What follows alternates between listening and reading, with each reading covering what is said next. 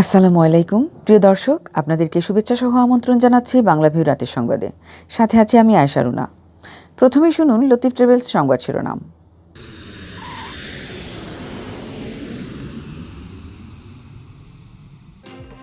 সাবেক প্রধান বিচারপতি সুরেন্দ্র কুমার সিনহার 11 বছরের কারাদণ্ড, ঋণের নামে ব্যাংকের টাকা আত্মসাৎ ও মানি লন্ডারিং মামলার রায় ঘোষণা।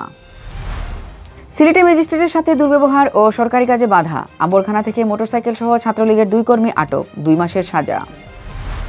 সিলেটের আলোচিত লেডি বাইকার রিয়াকে খুঁজছে পুলিশ, মাদকসহ বয়ফ্রেন্ড আটক।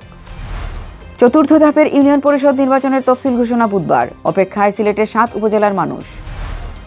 সিলেট ঢাকা 6 লেন মহাসড়কের কাজের উদ্বোধন এবং সবার জন্য কোভিড ভ্যাকসিন নিশ্চিত করায় প্রধানমন্ত্রী ও পররাষ্ট্রমন্ত্রীকে অভিনন্দন জানিয়ে কাউন্সিলর আজাদের নেতৃত্বে শোডাউন। বসুন্ধরা ও ইস্ট ওয়েস্ট মিডিয়া গ্রুপের ব্যবস্থাপনা পরিচালককে হত্যা চেষ্টার প্রতিবাদে সিলেটে মানববন্ধন ও সাংবাদিক সমাবেশ, নেপথ্যের কুশীলবদের চিহ্নিত করে শাস্তির দাবি। দেশে কমেছে করোনার মৃত্যু ও আক্রান্ত শনাক্তের হার, 206 জন শনাক্তের দিনে মারা গেছেন 3 জন। এতক্ষণ শুনছিলেন শিরোনাম, এবার বিস্তারিত। ফার্মার্স ব্যাংক থেকে 4 কোটি টাকা আত্মসাৎ ও পাচারের মামলায় সাবেক প্রধান বিচারপতি সুরেন্দ্র কুমার সিনহাকে 11 বছরের কারাদণ্ড দিয়েছেন আদালত। এর মধ্যে মানি লন্ডারিংয়ে 7 আর অর্থ আত্মসাতের মামলায় 4 বছরের কারাদণ্ড দেওয়া হয়। মঙ্গলবার ঢাকার বিশেষ জজ আদালত 4-এর বিচারক শেখ নাজমুল আলম এ রায় ঘোষণা করেন। এর আগে এই মামলার রায় ঘোষণার জন্য দিন ধার্য ছিল 21 অক্টোবর। বিচারক সেদিন রায় ঘোষণা না করে 9 নভেম্বর পরবর্তী রায়ের জন্য দিন ধার্য করেন। এ নিয়ে 2 দফায় এসকে সিনহার রায় ঘোষণার তারিখ পেছায়। 2019 সালের 10 জুলাই মামলাটি করেছিল দুর্নীতি দমন কমিশন দুদক। সাবেক ফার্মার্স ব্যাংক, যেটিকে পরবর্তীতে পদ্মা ব্যাংক নামকরণ করা হয়, সেই ব্যাংক থেকে 4 কোটি টাকা ঋণ নিয়ে অর্থ আত্মসাতের অভিযোগে এসকে সিনহা সহ 11 জনের বিরুদ্ধে এ মামলা করা হয়। দুদকের সমন্বিত জেলা কার্যালয় ঢাকা একে মামলা করেন সংস্থাটির পরিচালক সৈয়দ ইকবাল হোসেন। এরপর চলতি বছরের 29 আগস্ট আত্মপক্ষ সমর্থনে 7 আসামি নিজেদের নির্দোষ দাবি করেন এবং আদালতের কাছে ন্যায় বিচার প্রত্যাশা করেন। তারা হলেন ফার্মার্স ব্যাংক লিমিটেডের অডিট কমিটির সাবেক চেয়ারম্যান মোহাম্মদ মাহবুবুল হক চিশতি, ফার্মার্স ব্যাংকের সাবেক MD A K M. Shamim, first vice president Swapan Kumar Roy, vice president Mohammad Lutful Haque, সাবেক এসিভিপি গাজী সালাউদ্দিন, টাঙ্গাইলের মোহাম্মদ শাহজাহান ও একই এলাকার নিরঞ্জন চন্দ্র সাহা। সাবেক প্রধান বিচারপতি সুরেন্দ্র কুমার সিনহা, ফার্মার্স ব্যাংকের first vice president Shafiuddin Askari, Ranjit Chandra Saha ও তার স্ত্রী শান্তি রায় পলাতক রয়েছেন। মামলার তদন্তের সময় এজাহারভুক্ত আসামি মোহাম্মদ জিয়াউদ্দিন আহমেদ মারা গেলে তাকে মামলার দায় থেকে অব্যাহতি দেওয়া হয়েছে। গত 5 জানুয়ারি ফার্মার্স ব্যাংক থেকে 4 কোটি টাকা ব্যক্তিগত ব্যাংক অ্যাকাউন্টে হস্তান্তর ও আত্মসাতের অভিযোগে দেওয়া চার্জশিটে গ্রহণ করেন ঢাকা মহানগর সিনিয়র স্পেশাল জজ কে.এম. ইমরুল কায়েস। এরপর আসামিরা পলাতক থাকায় তাদের হাজির হতে নির্দেশ দেন। 2019 সালের 10 জুলাই দুদকের পরিচালক সৈয়দ ইকবাল হোসেন বাদী হয়ে কমিশনের জেলা সমন্বিত কার্যালয় ঢাকা একে এই মামলাটি দায়ের করেন। ওই বছরের ডিসেম্বর মাসে মামলার তদন্ত কর্মকর্তা দুদক পরিচালক বেনজির আহমেদ এ চার্জশিট দেন। মামলার এজাহারে বলা হয়, আসামিরা প্রতারণার আশ্রয় নিয়ে ফার্মার্স ব্যাংকের গুলশান শাখা থেকে অস্বাভাবিক দ্রুততার সঙ্গে 4 কোটি টাকা ভুয়া ঋণ তৈরি করে তা একই দিনে পে অর্ডারের মাধ্যমে আসামি এসকে সিনহার ব্যক্তিগত হিসাবে হস্তান্তর করেন। পরে এসকে সিনহা নগদ, চেক ও পে অর্ডারের মাধ্যমে অন্য অ্যাকাউন্টের টাকা সরিয়ে নিয়ে অর্থ আত্মসাৎ করেছেন, যা দুর্নীতি প্রতিরোধ আইন ও মানি লন্ডারিং প্রতিরোধ আইন অনুযায়ী শাস্তিযোগ্য অপরাধ। সিলেটে ভ্রাম্যমাণ আদালতের অভিযানকালে নির্বাহী ম্যাজিস্ট্রেটের সঙ্গে দুর্ব্যবহার ও সরকারি কাজে বাধা দেওয়ার অপরাধে 2 জনকে 2 মাসের বিনাশ্রম কারাদণ্ড দেওয়া হয়েছে। এ সময় তাদের বহনকারী মোটরসাইকেল আটক করে থানায় নেওয়া হয়েছে। সাজাপ্রাপ্ত 2 জনকে কারাগারে পাঠানো হয়েছে। তারা নিজেদেরকে জেলা ছাত্রলীগ কর্মী বলে পরিচয় দিয়েছে। মঙ্গলবার নগরীর আম্বরখানায় সিলেট সিটি কর্পোরেশন ভ্রাম্যমাণ আদালত পরিচালনার সময় নির্বাহী ম্যাজিস্ট্রেট মোহাম্মদ মতিউর রহমান খানের সাথে দুর্ব্যবহার করেন তারা। সাজাপ্রাপ্তরা হলেন নগরীর মীরাবাজার আগপাড়া মৌসুমী 82 এর বাসিন্দা হুসেন চৌধুরীর ছেলে মাজেদ আহমদ ও মৌলভীবাজার জেলার বড়লেখা উপজেলার চণ্ডীনগর গ্রামের গৌসুদ্দিনের ছেলে তারেক আহমদ। মঙ্গলবার বেলা 2:30টার দিকে আম্বরখানায় সিসিকের ভ্রাম্যমাণ আদালত পরিচালনা করছিলেন নির্বাহী ম্যাজিস্ট্রেট মোহাম্মদ মতিউর রহমান খান। এ সময় রেজিস্ট্রেশনবিহীন একটি মোটরসাইকেল রাস্তায় অবৈধভাবে পার্কিং করেন মাজেদ আহমদ। এ সময় মাজেদকে জরিমানা করতে গেলে তিনি ম্যাজিস্ট্রেট মতিউর রহমানের সঙ্গে উদ্ধতপূর্ণ আচরণ করেন।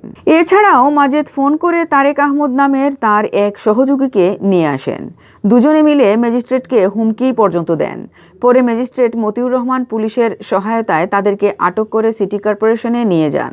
বিকেল 3:30টার দিকে ভ্রাম্যমাণ আদালতের মাধ্যমে এ দুজনকে 2 মাসের বিনাশ্রম কারাদণ্ড প্রদান করা হয়। কোতোয়ালি থানাধীন শাহজালাল তদন্ত কেন্দ্রের ইনচার্জ এসআই আব্দুর রহিম জানান, মাজেদ ও তারেক সরকারি কাজে বাধা প্রদান করেছেন। এছাড়াও ম্যাজিস্ট্রেটের সাথে চরম ঔদ্ধত্যপূর্ণ আচরণ করেছেন, যার ফলে ভ্রাম্যমাণ আদালত তাদেরকে 2 মাসের বিনাশ্রম কারাদণ্ড প্রদান করেছেন। সিলেটে আলোচিত লেডি বাইকার রিয়া রায়কে হন্যে হয়ে খুঁজছে পুলিশ। নেপথ্যে রয়েছে তার মাদকের নেটওয়ার্ক। প্রাইভেট কার থেকে মাদক উদ্ধারের ঘটনায় রিয়া ও তার বয়ফ্রেন্ড সামির বিরুদ্ধে বিমানবন্দর থানায় মাদক আইনে মামলা করেছে পুলিশ। পুলিশ সামিকে গ্রেফতার করে জেল হাজতে প্রেরণ করেছে। সোমবার পুলিশ বাদী হয়ে মামলা দায়ের করে। গ্রেফতারকৃত আরমান সামি নগরীর মীরাপাড়ার শামসুল ইসলামের ছেলে আর রিয়া রায় নগরীর কুমারপাড়ার মন্দিরগলির ঝর্ণারপাড় এলাকার রামু রায়ের মেয়ে। পুলিশ জানায়, বিলাসী জীবনযাপনের পাশাপাশি সামি ও রিয়া মাদক ব্যবসার সাথে জড়িত। চতুর সামি তার প্রেমিকা রিয়াকে বাঁচানোর জন্য পুলিশের সিগন্যাল না মেনে কিছুটা দূর গিয়ে প্রাইভেট কার থামায়। পুলিশ গাড়ির কাছে যাওয়ার আগেই রিয়া পালিয়ে যায়। পরে প্রাইভেট কারে তল্লাশি চালিয়ে ইয়াবা, মদ ও গাঁজা উদ্ধার করা হয়। মামলা দায়েরের পর থেকে লেডি বাইকার রিয়া লাপাত্তা রয়েছেন বলে জানান সিলেট বিমানবন্দর থানার ওসি খান মোহাম্মদ মাইনুল জাকির। তিনি জানান, রিয়া তার বয়ফ্রেন্ড আরমান সামিকে নিয়ে সিলেট বিমানবন্দর এলাকায় যান। নীল রঙের একটি প্রাইভেট কার দিয়ে এদিক সেদিক ঘোরার সময় পুলিশের সন্দেহ হলে তাদেরকে সিগন্যাল দেওয়া হয়। এ সময় তারা সিগন্যাল না মেনে কিছু দূর গিয়ে গাড়ি থামান। তখন গাড়ি থেকে এক তরুণী দ্রুত নেমে যান। পরে গাড়ি তল্লাশি করে মাম পানির বোতলে রাখা 500 মিলিগ্রাম মদ, ইয়াবা ট্যাবলেট 10 পিস ও 2 পুরিয়া গাঁজা পাওয়া যায়। আটক সামি এ সময় জানায়, গাড়ি থেকে নেমে পালিয়ে যাওয়া তরুণী তার প্রেমিকা রিয়া রায়।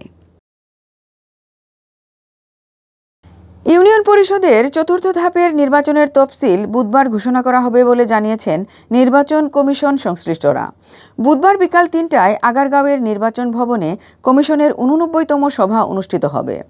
প্রধান নির্বাচন কমিশনার KM নুরুল হুদার সভাপতিত্বে সভায় অন্যান্য নির্বাচন কমিশনার ও ইসি সচিব সহ ঊর্ধ্বতন কর্মকর্তারা উপস্থিত থাকবেন। সংশ্লিষ্টরা জানান, সভার এজেন্ডায় ইউপির 4র্থ ধাপ নির্বাচনের বিষয়টি রয়েছে। তবে এই ধাপে কতটি ইউপিতে ভোট হবে তা কমিশন সভায় নির্ধারণ করা হবে। এছাড়াও পৌরসভায় সাধারণ নির্বাচন, স্থানীয় সরকারের অন্যান্য নির্বাচন ও উপনির্বাচনের বিষয়েও কমিশন সভার এজেন্ডায় অন্তর্ভুক্ত করা হয়েছে। এর আগে 3 ধাপে ইউপি ভোটের তফসিল ঘোষণা করে ইসি। প্রথম ধাপে 369 ইউপিতে ভোট গ্রহণ সম্পন্ন করেছে ইসি। দ্বিতীয় ধাপে আগামী 11 নভেম্বর 848টি ও তৃতীয় ধাপে 1003টি ইউপিতে আগামী 28 নভেম্বর ভোট গ্রহণ অনুষ্ঠিত হবে। সিলেট ঢাকা 6 লেন মহাসড়কের কাজের উদ্বোধন এবং সবার জন্য কোভিড ভ্যাকসিন নিশ্চিত করায় প্রধানমন্ত্রী শেখ হাসিনা ও পররাষ্ট্রমন্ত্রী ডক্টর AK আব্দুল মোমেনকে অভিনন্দন জানিয়ে সিলেট নগরীতে বিশাল শোডাউন করেছে সিলেট জেলা ও মহানগর আওয়ামী লীগ ও অঙ্গ সংগঠন। মঙ্গলবার দুপুরে মহানগর আওয়ামী লীগের যুগ্ম সাধারণ সম্পাদক ও সিটি কর্পোরেশনের 4 বারের কাউন্সিলর আজাদুর রহমান আজাদের নেতৃত্বে এই শোডাউন অনুষ্ঠিত হয়েছে। মঙ্গলবার দুপুরে নগরীর ধূপাদিঘির পূর্ব পারস্থ হাফিজ কমপ্লেক্স থেকে বিশাল মিছিলটি বের হয় বিভিন্ন সড়ক প্রদক্ষিণ করে সিলেট কেন্দ্রীয় শহীদ মিনারে এসে শেষ হয়। কাউন্সিলর আজাদের নেতৃত্বে মিছিলে কয়েক হাজার নেতাকর্মী অংশ নেন। শহীদ মিনারে অনুষ্ঠিত সমাবেশে মহানগর আওয়ামী লীগের যুগ্ম সাধারণ সম্পাদক কাউন্সিলর আজাদুর রহমান আজাদ বলেন, দেশ এখন উন্নয়নের মহাসড়কে দুর্বার গতিতে চলছে। সেই উন্নয়নের ধারায় সিলেট ঢাকা 6 লেন মহাসড়কের কাজ উদ্বোধন করেছেন প্রধানমন্ত্রী শেখ হাসিনা। জাতিসংঘের দায়িত্ব পালন শেষে দেশে ফেরার পর থেকেই 6 লেনের এই মহাসড়ক বাস্তবায়নের চেষ্টা চালিয়ে আসছিলেন পররাষ্ট্রমন্ত্রী doctor A.K. Abdul Momen MP. এছাড়া মেঘা প্রকল্প বাস্তবায়নের মাধ্যমে তিনি সিলেটকে বদলে দেওয়ার নিরলস চেষ্টা চালিয়ে যাচ্ছেন। এছাড়া প্রধানমন্ত্রী শেখ হাসিনার দক্ষ নেতৃত্ব ও পররাষ্ট্রমন্ত্রীর সফল কূটনৈতিক তৎপরতায় আজ দেশের সকল মানুষের জন্য টিকা নিশ্চিত হয়েছে। বর্তমান সরকারের উন্নয়ন কর্মকাণ্ড ও সফলতা সাধারণ মানুষের কাছে তুলে ধরতে এই শোডাউনের আয়োজন করা হয়েছিল বলে জানিয়েছেন কাউন্সিলর আজাদুর রহমান আজাদ।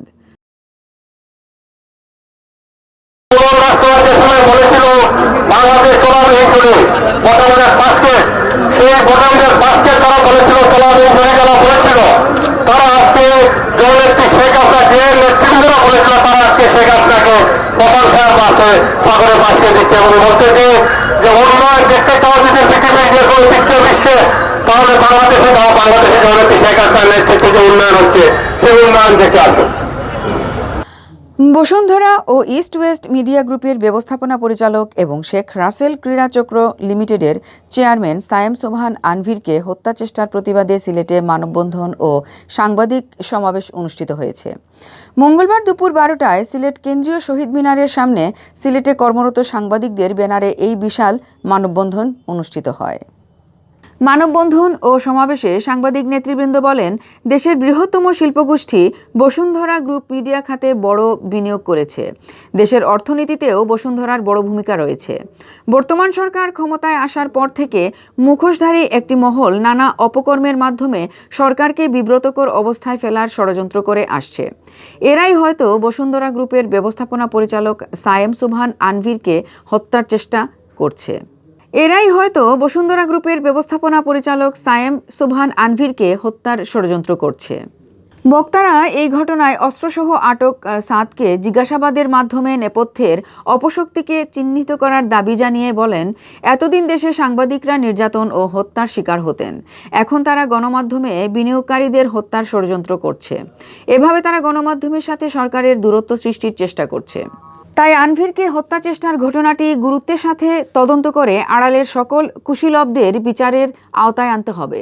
সিলেট জেলা প্রেস ক্লাবের সভাপতি আল আজাদের সভাপতিত্বে এবং সাবেক সাধারণ সম্পাদক শাহ দিদার আলম নোবেলের পরিচালনায় মানববন্ধন ও সমাবেশে উপস্থিত ছিলেন সিলেট জেলা প্রেস ক্লাবের সাধারণ সম্পাদক সামির মাহমুদ, দৈনিক যুগান্তরের ব্যুরো ইনচার্জ সংগ্রাম সিংহ, ইমোজার সাধারণ সম্পাদক Anis Rahman, Bangladesh photo journalist association Sylhet বিভাগীয় কমিটির সভাপতি শেখ আশরাফুল ইসলাম নাসির, দৈনিক সমকালের নিজস্ব প্রতিবেদক মুকিত রহমানী, প্রথম আলোর নিজস্ব প্রতিবেদক উজ্জ্বল মেহেদী সহ সিলেটে কর্মরত সাংবাদিকরা।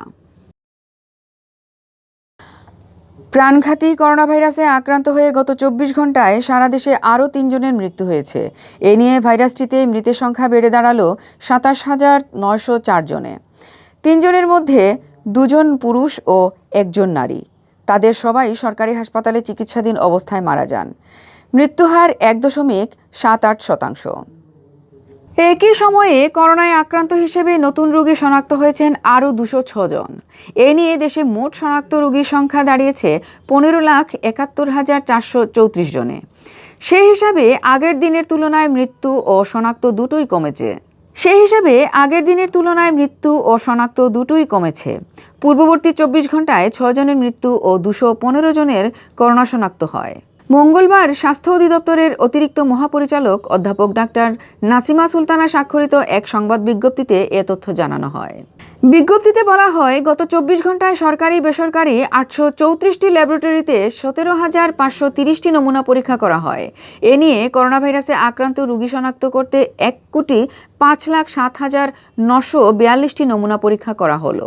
নমুনা পরীক্ষায় শনাক্তের হার 1.18%।